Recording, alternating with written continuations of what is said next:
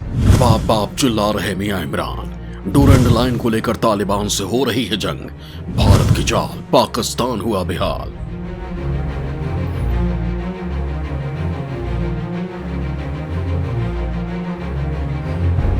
Fail हो गई मियां इमरान की सारी साजिश।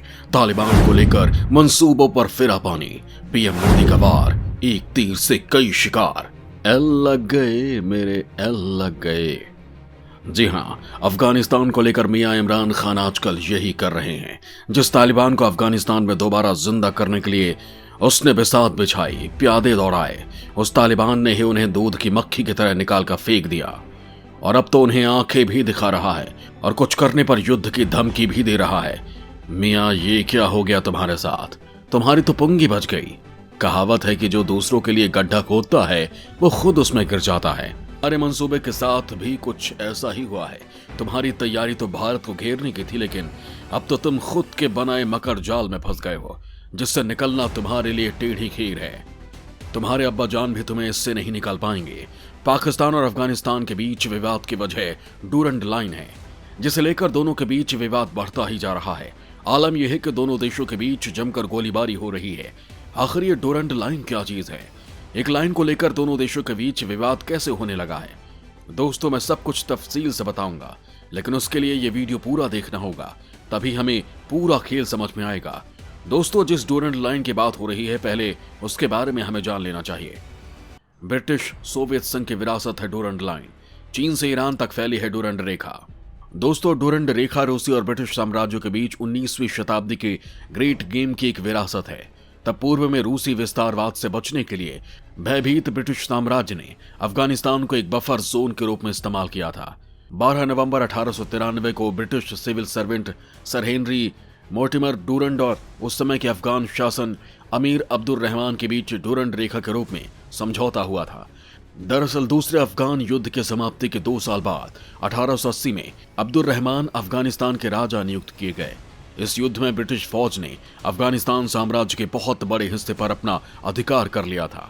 अब्दुल रहमान को अंग्रेजों ने अपनी इच्छा से राजा बनाया, जिसके बाद 1893 में सर डूरंड के साथ उनके समझौते ने भारत के साथ अफगान सीमा पर उनके और ब्रिटिश भारत के प्रभाव के क्षेत्रों की सीमाओं का निर्धारण किया गया।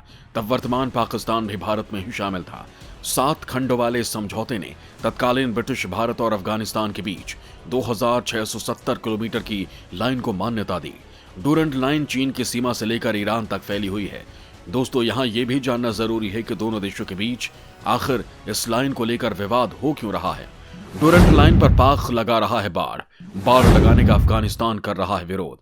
दरअसल पाकिस्तान ने अफगानिस्तान से लगती 2670 किलोमीटर लंबी सीमा के 90% हिस्से पर बाड़ लगा लिया है, लेकिन 10% हिस्से पर बाड़ लगाने का तालिबानी विरोध कर रहे हैं। दरअसल तालिबान शुरू से ही पाकिस्तान अफगानिस्तान के बीच की सीमा यानी डूरंड लाइन को नहीं मानता है। उसका दावा है कि अफगानिस्तान का इलाका वर्तमान सीमा के काफी आगे तक है। तालिबान के शीर्ष प्रवक्ता ज़बीउल्लाह मुजाहिद ने अफगानिस्तान पर कब्जे के तुरंत बाद कहा था कि नई अफगान सरकार इस मुद्दे पर अपनी रुख का ऐलान करेगी। उन्होंने दावा किया था कि पाकिस्तान की बनाई बाड़ ने लोगों को अलग कर दिया है और परिवारों को विभाजित कर दिया है। हम सीमा पर एक सुरक्षित और शांतिपूर्ण माहौल बनाना चाहते हैं, इसलिए अवरोध पैदा करने की कोई जरूरत नहीं है। इससे पहले पाकिस्तान की सेना ने कहा था कि वो तालिबान के साथ सहमति के बाद ही डूरंड लाइन के बचे हुए काम को पूरा करेगी, लेकिन वो अपने वादे पर कायम नहीं रही, जिसका नतीजा था कि दोनों देशों के बीच जमकर गोलीबारी हुई। हालात ये हो गए कि पाकिस्तानी सेना ने तालिबानी ठिकानों पर तोपों से गोले बरसाने शुरू कर दिए। इसके जवाब में तालिबानी आतंकियों ने भी गोले बरसाए हैं। इससे पहले भी कई बार तालिबान और पाकिस्तानी सेना के बीच बाड़ लगाने को लेकर हिंसक झड़प हो चुकी है। दोस्तों, यहाँ ये भी बता दो कि पाक भले ही अफगानिस्तान को बरगलाने के लिए कुछ कहे, लेकिन उसकी सेना ने इस बात का ऐलान कर दिया है कि अफगान सीमा पर तारबंदी जारी रहेगी, क्योंकि इसमें उसके शहीदों का खून लगा है। बाड़ को लेकर सेना सरकार में मतभेद। सेना तय समय में बाड़ लगाने की कह रही है बात। दोस्तों, पाकिस्तान में अफगान सीमा पर जारी तारबंदी को लेकर प्रधानमंत्री इमरान खान और सेना के बीच खींचतान अब आमने सामने है। पाकिस्तानी सेना ने ऐलान किया है कि इस बाड़ में शहीदों का खून लगा हुआ है। ऐसे में पाक अफगान सीमा पर बाड़ लगाने का काम पहले से तय योजना के अनुसार जारी रहेगा। पाकिस्तानी सेना के DG ISPR major general Babar Iftikhar ने कहा था कि पाकिस्तान अफगानिस्तान सीमा पर बाड़ लगाने की योजना जारी रहेगी। DGISPR के मुताबिक दोनों देशों के लोगों की सुरक्षा के साथ साथ व्यापार को नियंत्रित करने के लिए सीमा पर बाड़ लगाई जा रही है। उन्होंने दावा किया कि पाकिस्तान अफगान सीमा पर बाढ़ सुरक्षा, घुसपैठ और व्यापार को रेगुलेट करने के लिए जरूरी है। DGISPR ने कहा कि पाक अफगान सीमा पर बाड़ लगाने का काम 94% पूरा हो गया है और पश्चिमी सीमा प्रतिबंध के तहत जो काम चल रहा है उसे कुछ समय में पूरा कर लिया जाएगा। पाकिस्तानी प्रवक्ता ने दावा किया है कि इस बाढ़ को खड़ा करने में हमारे शहीदों का खून बहाया गया है।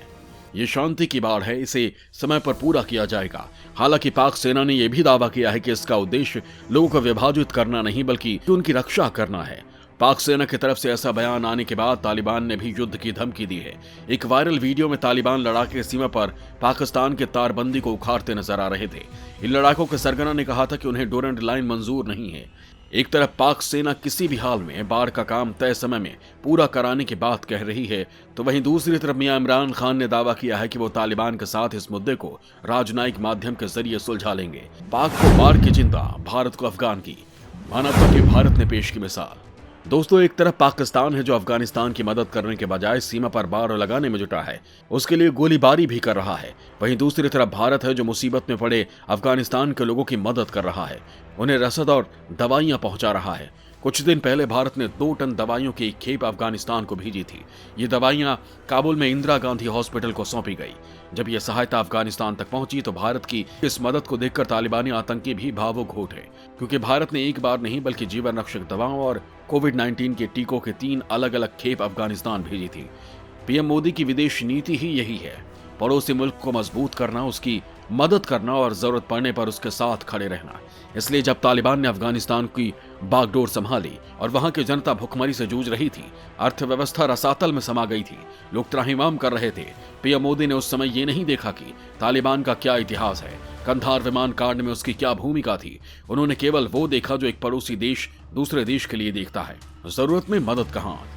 पीएम मोदी ने भी ये हाथ बढ़ाने में देर नहीं लगाई और तत्काल भूख से तड़पते लोगों के लिए 50,000 टन गेहूं अफगानिस्तान भेजने का फैसला कर दिया। पीएम मोदी के इस कदम से एक तरफ जहां अफगानिस्तान का मुरीद हो गया, बाहें फैलाकर भारत का स्वागत करने लगा, वहीं दूसरी तरफ पाकिस्तान ने इसे पब्लिक स्टंट बताकर गरीब जनता तक पहुंचाने वाले अनाज को रोकने की कोशिश की। मोहिद यूसुफ ने कहा कि भारत ने जानबूझकर पाकिस्तान के जमीनी रास्ते से गेहूं अफगानिस्तान भेजने का ऐलान किया था ताकि पाकिस्तान ऐसा न करने दे। यही नहीं, पाकिस्तानी NSA ने तो यहां तक कह दिया कि भारत हर वक्त पाकिस्तान को अंतर्राष्ट्रीय स्तर पर अपमानित करने की कोशिश करता रहता है। तालिबान का मददगार बनने का ढोंग करने वाले पाकिस्तान का मकसद सिर्फ एक था, और वो ये कि भारत को अफगानिस्तान से कैसे दूर करके रखा जाए। लेकिन वो ये भूल गया कि ये मोदी का भारत है जिसकी सोच तुमसे 1000 गुना आगे है, जो तुम्हारी हर सोच का तोड़ रखता है। तभी तो तुम्हारे विरोध के बाद भी अपनी विदेश नीति की पताका अफगानिस्तान में भारत फहरा रहा है।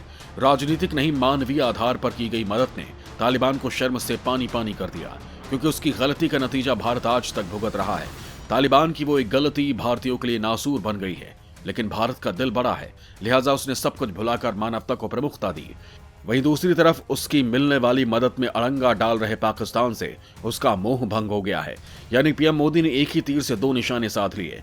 तालिबान को पालने पोसने वाले पाकिस्तान को ही अब उसका दुश्मन बनवा दिया, तो हवाई रास्ते से दूसरी मदद भेजकर अफगानियों को दिल जीत लिया। मोदी का संदेश साफ था कि हम भारतवासी आपके साथ हैं, आपका भला चाहते हैं। इसमें कोई रोड़ा बन रहा है तो वो है पाकिस्तान।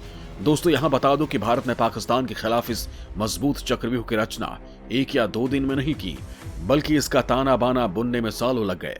अफगानिस्तान में दिखी भारत की दूरदर्शिता, 1-2 दिन में नहीं हुआ सारा खेल। दोस्तों, अफगानिस्तान को अपने पाले में करने और पाक के चेहरे से नकाब उठाने का खेल तो भारत ने पिछले साल अगस्त में ही शुरू कर दिया था, लेकिन असली कामयाबी 20 अक्टूबर को मिली थी, जब रूस में तालिबान पर मीटिंग हुई थी।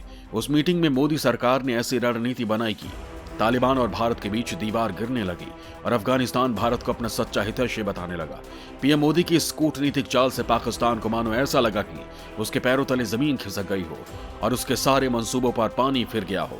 दोस्तों, पीएम मोदी की रणनीति ही ऐसी है कि दुश्मनों के होश फाख्ता हो जाते हैं और वो बाप बाप चिल्लाने लगते हैं।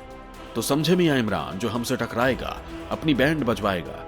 जय हिंद, जय भारत। हमारा ये वीडियो आपको कैसा लगा हमें कमेंट बॉक्स में जरूर लिखें।